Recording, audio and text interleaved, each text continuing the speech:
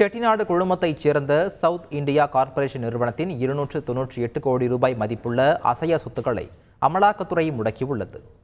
2001ஆம் ஆண்டு விசாகப்பட்டினத்தில் இருந்து தமிழ்நாடு மின் உற்பத்தி மற்றும் பகிர்மான கழகத்திற்கு நிலக்கரியை எடுத்து வரும் ஒப்பந்தம் சவுத் இந்தியா கார்ப்பரேஷனுக்கு வழங்கப்பட்டது. ஆனால் ஒப்பந்தத்திற்கு நீதிமன்றம் தடை விதித்ததால் விசாகப்பட்டினம் துறைமுகத்திற்கு 217 கோடியே 31 லட்சம் ரூபாய் வரியாக சவுத் இந்தியா கார்ப்பரேஷன் செலுத்தியது.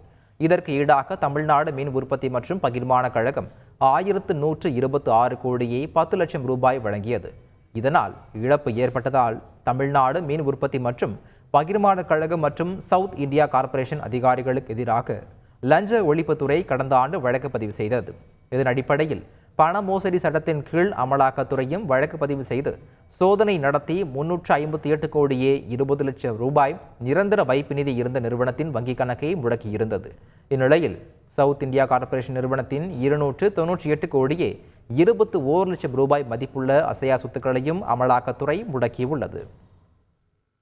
மத்திய பட்ஜெட்டை கண்டித்து திமுக ஆர்ப்பாட்டம் நடத்திய வேளையில் தமிழகத்திலேயே அதிக மத்திய அரசு திட்டங்கள் செயல்படுத்தப்பட்டு இருப்பதாக மத்திய அமைச்சர் ஜிதேந்திர சிங் கூறினார். சென்னையில் மத்திய பட்ஜெட் தொடர்பான கலந்துரையாடலில் பங்கேற்ற ஜிதேந்திர சிங் செய்தியாளர்களிடம் பேசினார்.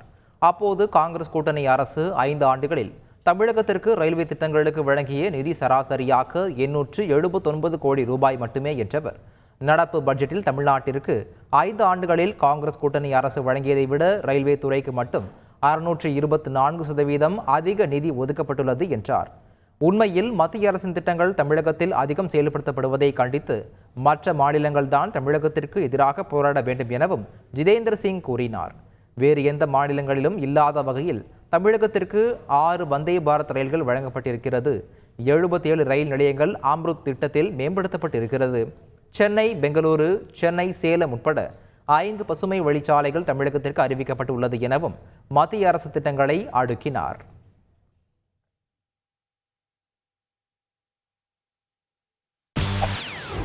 செய்திகளை உடனுக்குடன் தெரிந்து கொள்ள உடனே சப்ஸ்கிரைப் பண்ணுங்க.